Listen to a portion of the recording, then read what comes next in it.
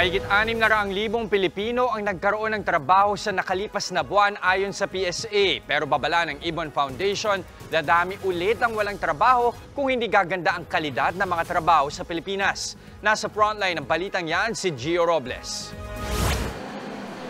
Sa job fair na ito sa Muntinlupa City Hall, inabutan ng News 5 si Alona Reminajes. Buong umaga na siyang nakapila sa job fair na ito para maghanap ng trabaho.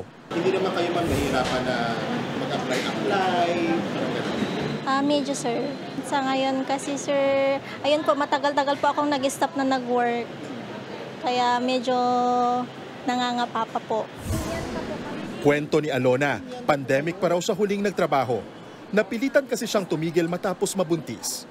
At sa edad niya ngayon na 29 anyos, kahit maging kahera o service crew sa isang fast food chain, papatusin niya may pagkakakitaan lang. Isa si Alona sa 1.6 million na Pilipinong walang trabaho noong Disyembre ng nakaraang taon. Sa datos ng Philippine Statistics Authority o PSA, bumaba sa 3.1% ang jobless mula sa 3.6% nitong Nobyembre. Yung ating month ngayon na 3.1 unemployment rate, this is the lowest since 2005. Ang ibig sabihin, mahigit 600,000 Pilipino sa bansa ang nagkatrabaho noong Disyembre.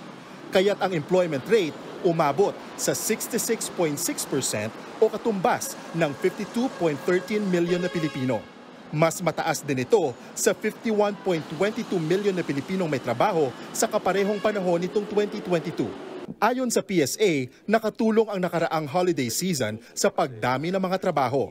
So yes, there is really seasonality and this is because of course during the holidays you have consumption is higher and thus nagki-create tayo ng additional jobs.